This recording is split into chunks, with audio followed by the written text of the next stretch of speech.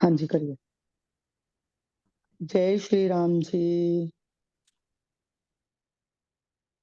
अब हम रामचरितमानस के सुंदर कांड में प्रवेश कर चुके हैं और सुंदर कांड तो है ही सुंदर, क्योंकि इसमें सब सुंदर ही सुंदर है। रामचरितमानस में सब सुंदर है, पर ये सुंदर कांड तो इसमें तो सब वैसे ही सुंदर हैं। कैसे हनुमान जी चले हैं लंका की ओर, और अभी हमने जब पहले देखा है कि देवताओं ने भेजा था सुरसा को, और सुरसा को प्रभु हनुमान जी ने अपनी बुद्धि का था दे दिया है।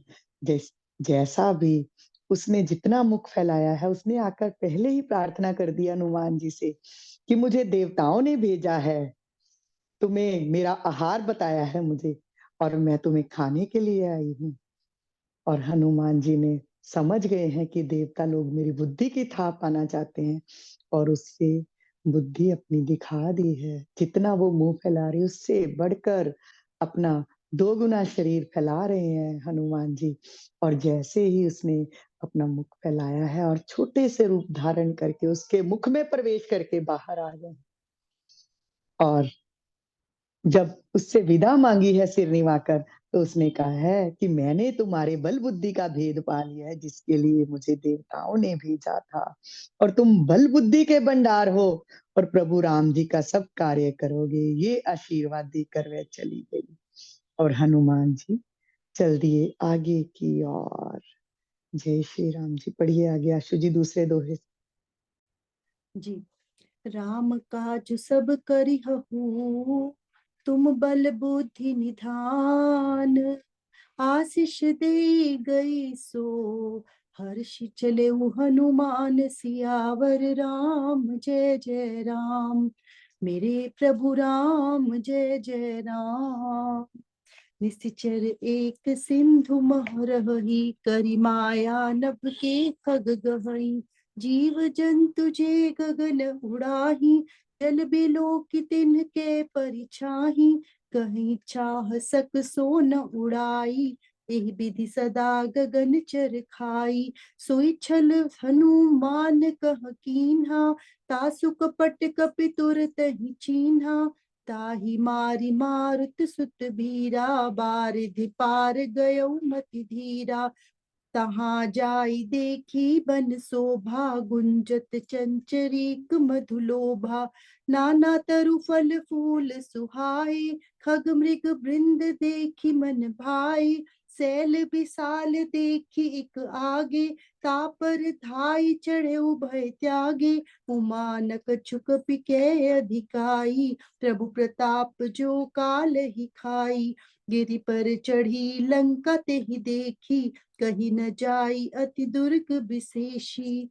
अति उतंग जल निधि चहु पासा, कनक कोट कर परम प्रकाशा। यहीं तक पहले करेंगे, क्योंकि ये निश्चरी जो है उसका भी अब हम यहाँ पर पहले देखते हैं कि समुद्र में ना एक राक्षसी थी, और यहाँ पर तुलसीदास जी ने उसका नाम नहीं लिखा, राक्षसी लिखा है।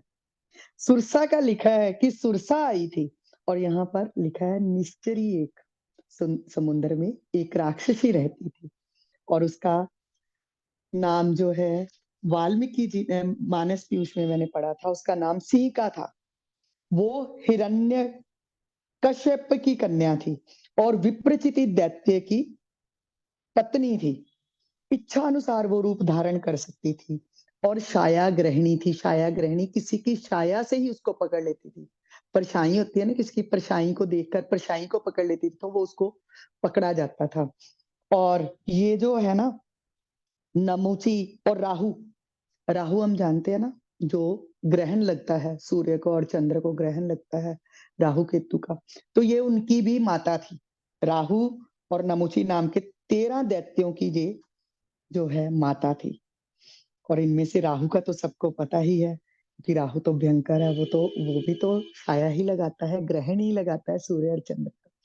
और ये सिंह का जो है ना, वो समुद्र में रहती थी।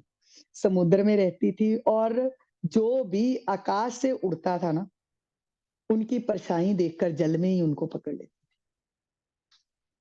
और यहाँ पर एक और बात हम समझते हैं कि जलचरों को तो खाना ही नहीं है उसने, जलचरों से तो कोई भय ही नहीं है। तो इसलिए परछाई को पकड़ लेती है, कोई मनुष्य, कोई पशु, कोई मतलब कोई पक्षी भी ऊपर से जाएगा तो लंका की ओर जा ही ना पाए। और यहीं पर समुद्र में ही उनका भक्षण कर लेती थी, उनको खा जाती थी। परछाई से पकड़ लेती जिससे वो जो पक्षी जीव-जंतु थे ना, उड़ नहीं सकते थे और जल में गिर पड़ते और उनको खा लेती।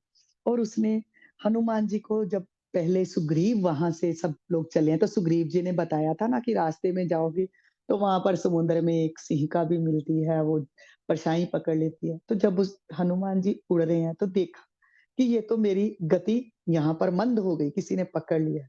तो पता एकदम से आ गया कि ओहो! ये तो वही सिंहिका है। और प्रभ हनुमान जी ने उसका कपट पहचान लिया कि इसने मेरी नीचे से परछाई पकड़ ली, इसीलिए मैं चल नहीं पा रहा आगे। और उसको वहीं मार दिया, और उसको मारकर वो समुद्र के पार चले। यहाँ पर प्रभु को, हनुमान जी को पहले बुद्धि का था पाने के लिए सुरसा मिली है, उसके बाद सिंहिका मिली है, जो कि पकड़कर उनको समाप्त करना चाहती है, उसको भी मारा है और चल दिए। और आगे देखते हैं, लंका में जाते हैं तो लंका में उनको कौन-कौन और स्त्रियाँ मिलती हैं। और यहाँ हनुमान जी उसको मारकर समुद्र के पार गए, वहाँ उन्होंने जाकर देखा कि कितना ही सुंदर वन है। मधु के लोभ से भौरे गुंजार कर रहे हैं। अनेकों प्रकार के वृक्ष जो हैं फल-फूल से शोभित हैं और पशु-पक्षियों के समूह भी हैं। सामने देख लिया और पता चल गया कि ये तो मैं लंका के द्वार पर पहुँच गया। यहाँ पर आगे ही लंका शुरू होती है। वहाँ देखा एक विशाल पर्वत हनुमान जी ने और भय त्याग कर उस पर चढ़ गए, भागकर चढ़ गए उस पर्वत पर। और शिव जी यहाँ पर कहते हैं माँ पार्वती से, उमा से कि उमा इसमें हनुमान जी की कुछ बड़ाई नहीं है। हनुमान जी तो हम शिव स्वरूप ही मानते हैं ना, तो इसीलिए शिव जी कह रहे हैं उमा इसमें हनुमान जी का कोई बल नहीं है कि वो पहुँच पाए और यहाँ पर आकर चढ़ गए पर्वत के ऊपर बिना किसी भय के। ये प्रभु का ही प्रताप है। बार-बार हम सुनते हैं सत्संग में कि प्रभु भक्तों को तो जो है कोई भी काल खा नहीं सकता। और पर्वत पर चढ़कर अब हनुमान जी ने लंका देखी है। बहुत ही बड़ा किला है लंका का, अत्यंत ऊँचा है, चारों ओर समुद्र है और सोने के परकोटे चारदीवारी से उसका परम प्रकाश हो रहा है। और आगे हम सुनते हैं लंका की शोभा, कैसी लंका देखी है हनुमान जी ने। हाँ जी, अब पढ़िए आगे। कनक कोट विचित्र मणिकृत सुंदरायतना घना चौहट हट सुबट बिथि चारूपुर बहुविधि बना गज बाजी खच्चर निकर पदचर रथ बरूथन को गने बहुरूप निसिचर जूथ अति बल सेन बरनत नहीं बने बन बाग उप बन बाटिका सरकूप बापी सोहही नर नाग सुर गंधर्व कन्या रूप मुनि मन मोहही कहु माल देह विशाल सैल समान अति बल गरजही नाना अखारिन बिरही बहुविधि एक एकन तरजही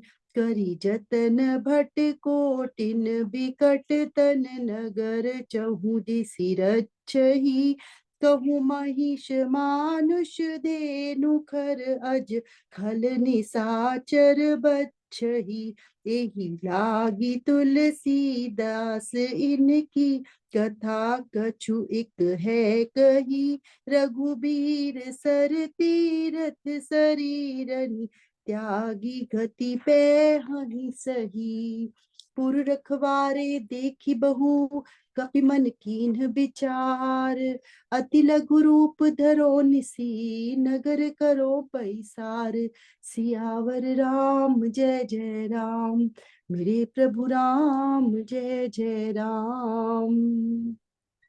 जय श्री राम। और हनुमान जी अब पहुंच तो गए हैं समुद्र के पार।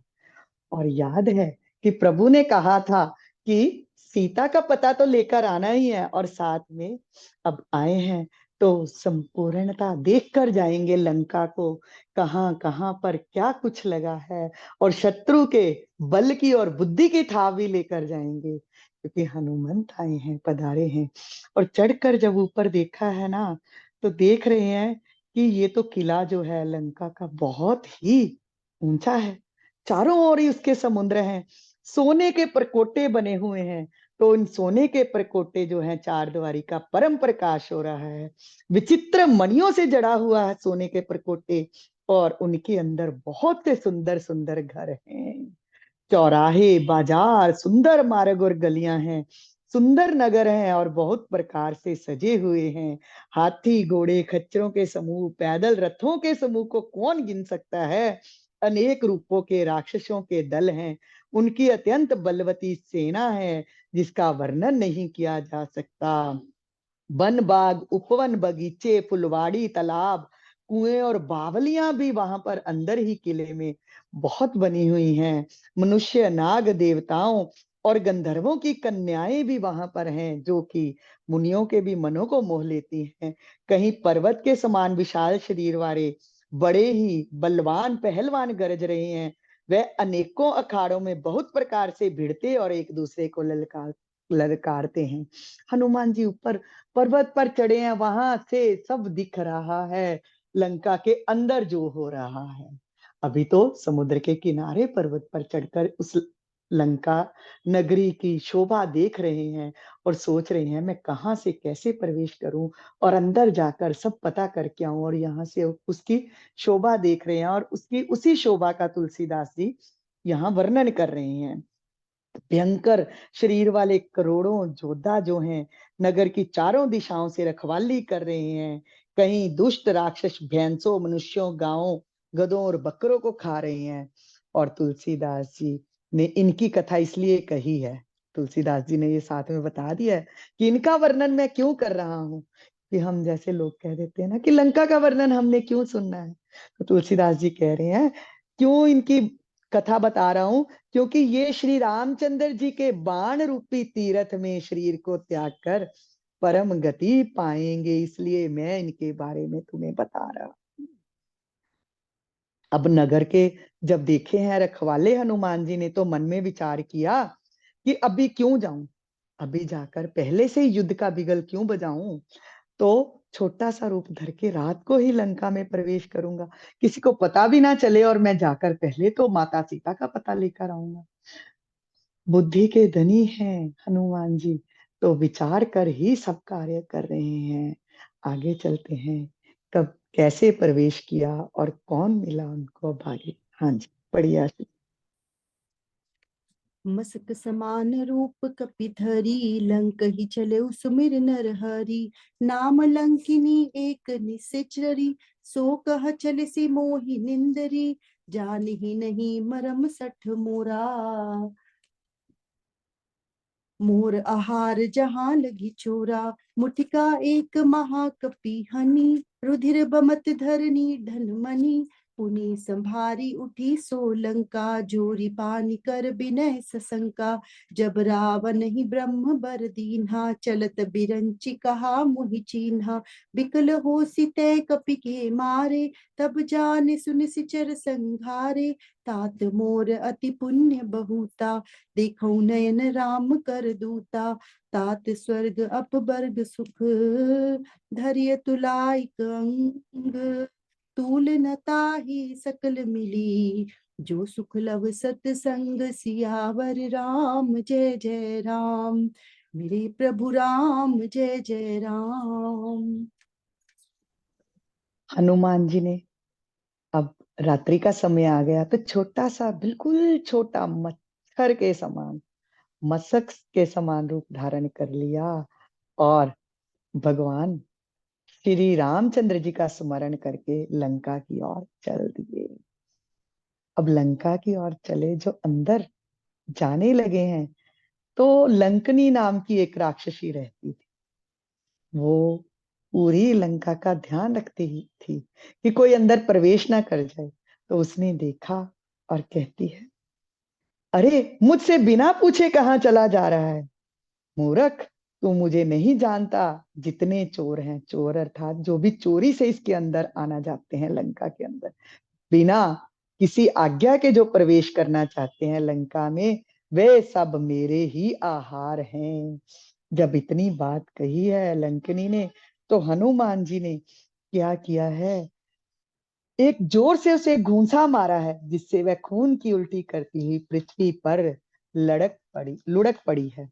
और जब गिर गई है तो अपने आप को संभाल कर उठी और हाथ जोड़कर विनती करने लगी कि रावण को जब ब्रह्मा जी ने वर दिया था ना, तो तब उन्होंने मुझे भी बता दिया था। मैंने पूछा था, प्रभु मुझे कैसे पता चलेगा कि अब रावण का जो है अंत समय आने वाला है, राक्षसों का विनाश होने वाला है, मेरे को कब तक मुझे इनकी लंका की रक्षा करनी पड़ेगी? ये लंका ही है खुद, ये लंका जो है लंका ही है, लंकनी राक्षसी लंका ही है, कि जब कब तक मुझे इन राक्षसों को अपने अंदर रखना पड़ेगा, कब मेरा उद्धार होगा? जब मैंने ये प्रश्न पूछा था ब्रह्मा जी से, तो ब्रह्मा जी ने कहा था कि जब एक बंदर के मारने से तू व्याकुल हो जाए, तो तब तू सोचना कि राक्षसों का संहार होने वाला है। तो हे तात, मेरे बड़े पुण्य हैं जो मैं श्री रामचंद्र जी के दूत को, आपको नेत्रों से देख रही हूँ। और ये जो सुख है ना, इसका मैं वर्णन नहीं कर सकती।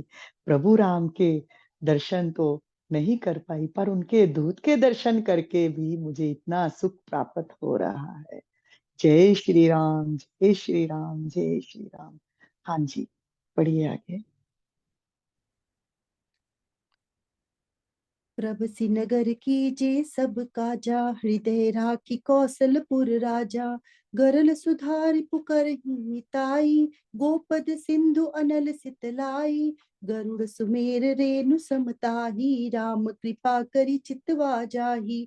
अति लघु रूप धरeu हनुमाना, पैठा नगर सुमिरि भगवाना।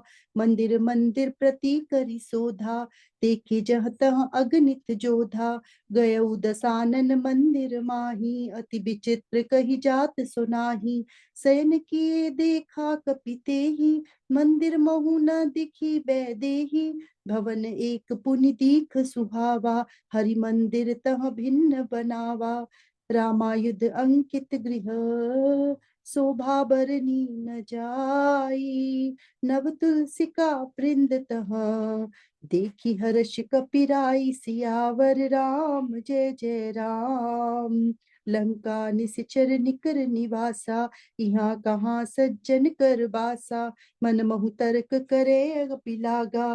तेहि समय विभीषण जागा, राम राम तेहि सुमिरन कीन्हा।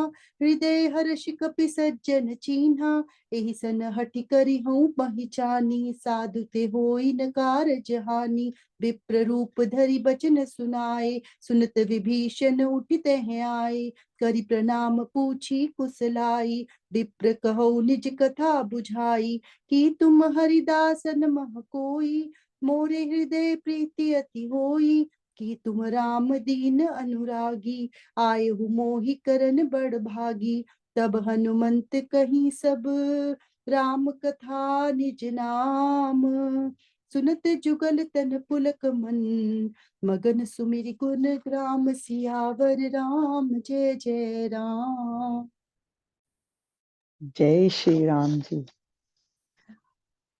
कितना सुंदर देखो वर्णन किया है लंकनी ने, कि स्वर्ग और मोक्ष के सब सुखों को तराजू के एक पलड़े में रखा जाए, और दूसरे पलड़े में रखे हुए सुख जो हैं, वो भी उसके बराबर नहीं हो सकते, जितना कि एक क्षण मात्र के सत्संग से होता है।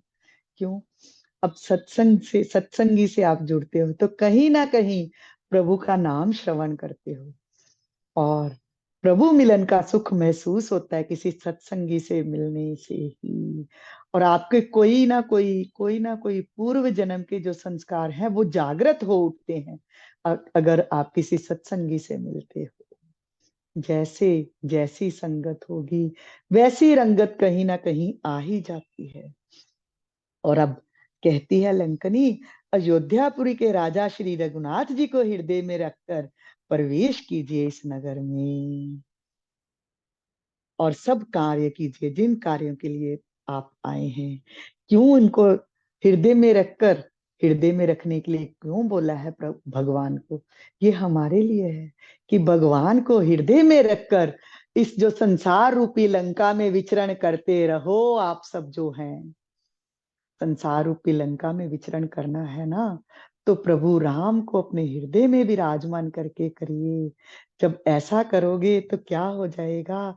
विश्व भी अमृत हो जाएगा, शत्रु भी मित्रता करने लगेंगे और समुद्र भी जो है वो गाय के खुर के बराबर हो जाएगा। अग्नि जो है वो भी शीतल हो जाएगी। और अब यहाँ पर आ गए, फिर से संवाद किसका आ गया? काकभुशुंडी जी और गरुड़ जी का। काकभुशुंडी जी गरुड़ जी से कहते हैं, सुमेरु पर्वत भी उसके लिए रज के समान होता है जिसे श्री रामचंद्र जी ने एक बार कृपा करके देख लिया। अब जब ये कहा है ना इधर, और अब फिर से वापस आते हैं हम लंका की ओर। हनुमान जी ने छोटा सा रूप धारण किया और भगवान का स्मरण करते हुए नगर में प्रवेश कर लिया। भगवान का स्मरण क्यों किया? क्योंकि ये लंका नगरी है, रावण की नगरी है और इसमें मैं प्रवेश करने लगा हूं प्रभु। वैभव विलास की नगरी है, मेरी रक्षा करना। और यहाँ पर हमें भी ये बताया गया है कि संसार में प्रवेश कर तो लिया है तो प्रभु का स्मरण करते रहो ताकि इस संसार की भूल भुलैया में खो ना जाओ। अब एक एक महल की खोज की, वहां पर बताया तो था गीधराज ने अशोक वाटिका में, पर ये नहीं बताया था कि अशोक वाटिका का अर्थ एक वन है और वहां अशोक वृक्ष के नीचे हैं सीता जी और हनुमान जी। चल दिए, एक एक महल की खोज की है। हर ऊपर एक हर पर कोटे से अंदर झांक रहे हैं और इनकी अलग अलग संतों ने ना बहुत ही इस चीज की व्याख्या की है। इस चीज की व्याख्या तो इतनी इतनी बड़ी की है कि हनुमान जी ने एक एक कमरे में झांक कर, एक एक महल के अंदर झांक कर देखा। फिर रावण के महल में भी, और वहां अत्यंत विचित्र था जिसका वर्णन नहीं हो सकता था, क्योंकि रानियां सोई हुई हैं, किसी भी अवस्था में कोई कहीं पे सो रहा है, रात के समय प्रवेश कर रहे हैं ना। तो हनुमान जी ने रावण को शयन किए भी देखा, अपनी पत्नियों के साथ था वो, और महल में पर कहीं भी जानकी जी उसे दिखाई नहीं दी। अब चल रहे हैं, सोच रहे हैं प्रभु कैसे ढूंढूं माँ जानकी को, कैसे ढूंढूं सीता मैया को। और फिर एक अलग सा मंदिर बना हुआ दिखा। मंदिर अर्थात घर को ही मंदिर का है, अलग अलग हर हर घर में प्रवेश कर रहे हैं, हर महल में प्रवेश कर रहे हैं। और वहां देखा एक अलग ही है महल, और देख रहे हैं कि ये तो मंदिर जैसा ही दिख रहा है। उस महल, वह महल जो था ना, धनुष बाण के चिन्हों से अंकित था, उसकी शोभा वर्णन नहीं की जा सकती थी। और वहां तुलसी के वृक्ष भी लगे हुए थे। जब ये देखा है ना तो सोच रहे हैं कि लंका तो राक्षसों का निवास स्थान है और यहाँ ऐसा साधु पुरुष कहाँ। और मन में सोचने लगे कि ये सच है या कोई रावण की माया है। और ये किसका घर था? विभीषण जी का। जब तीनों भाइयों ने तपस्या की थी ना और रावण को लंका मिली थी, तो विभीषण जी ने एक ही बात कही थी कि भैया मैं तो जैसे रहना चाहूंगा वैसे ही रहूंगा, मैं अपने घर में। और ये विभीषण का ही पूरी लंका में एक घर था जिसमें तुलसी जी के वृक्ष लगे हुए थे और राम नाम की ध्वनि भी विभीषण जी हर समय पुकारते ही रहते थे। राम नाम उच्चारण करते हुए विभीषण जी उठे तो हनुमान जी ने एकदम से हर्षित हो गए, हर्षित हो गए कि अच्छा ये तो राम नाम की ध्वनि अब मुझे राक्षसों के महल में भी सुनने को मिल गई। और यहाँ पर भी हमें शिक्षा है कि अगर प्रभु का स्मरण ध्यान रखते हुए ही आप इस संसार में विचरण करते हो तो प्रभु भक्तों से भी मुलाकात आपकी बहुत जल्दी होती रहेगी, जिससे आप अपने कार्य में सफल हो जाओगे, अर्थात प्रभु से मिलन आपका बहुत जल्दी हो जाएगा। जिस कार्य के लिए आए हो वो कार्य संपन्न हो जाएगा जल्द ही। अब हनुमान जी मन में तो बड़े हर्षित हो गए कि कोई कुछ कुछ क्लू तो मिला, कुछ तो पता चला मुझे, कोई तो मिला जो प्रभु का भगत है। और फिर क्या बनकर ब्राह्मण का रूप धर के ना पुकार लगाई है वहां पर, भिक्षाम। विभीषण जी आए हैं, बाहर आ गए। जब बाहर से ब्राह्मण की आवाज सुनी है ना तो बाहर आ गए, प्रणाम किया है और कहा है, ब्राह्मण देव कहिए मुझे कैसे आपका यहाँ आना हुआ? क्या आप हरिभक्तों में कोई हैं? क्योंकि आपको देखकर मेरे हृदय में अत्यंत प्रेम उमड़ आया है, जहाँ प्रभु राम ही अपने भगत से मिलने के लिए इस लंका में पधारे हैं, मुझे कृतार्थ करने आए हैं। मेरे प्रभु यहाँ पर मेरे घर में आए हैं। बहुत जब ऐसे विभीषण जी ने कहा है तो हनुमान जी ने श्री रामचंद्र जी की सारी कथा कह सुनाई है। और सुनते ही जब भगत से भगत मिलता है ना तो शरीर ऐसे पुलकित हो जाता है, समय का भान ही नहीं रहता, मन प्रसन्न हो जाता है। किसी भगत से मिलते हो ना, अपने गुरु प्रेमी से मिलते हो, सत्संग की बातें चलती हैं तो सोचो कैसा हृदय पुलकित हो उठता है। तो वैसे ही दोनों ही आनंद में मगन हो गए और प्रभु की कथाओं का ही गुणगान करने लगे। जय श्री राम जी। आगे करना है या कल करेंगे इसके आगे कि क्या क्या दोनों भक्तों में बातें हो रही हैं। दो भगत मिलते हैं तो कैसी बातें होते हैं, क्योंकि संसारी जीव मिलते हैं तो दुख की बातें, भगत मिलते हैं तो भगवान की बातें ही चलती हैं, भगवान का स्मरण। और जब दो भगत मिलते हैं ना तो भगवान वहां खुद ही प्रकट हो जाते हैं। यही तो सत्संग है। इसीलिए तो कहते हैं अपनी संगति शुद्ध रखो, एक क्षण का सत्संग भी जो है हमें कहां से कहां पहुंचा देता है। जय श्री राम, जय श्री राम, जय श्री हरे राम राम राम हरे हरे, हरे कृष्ण श्री राधा कृष्ण हरे हरे। बोल पवन सुत हनुमान की जय, सियावर रामचंद्र महाराज की जय।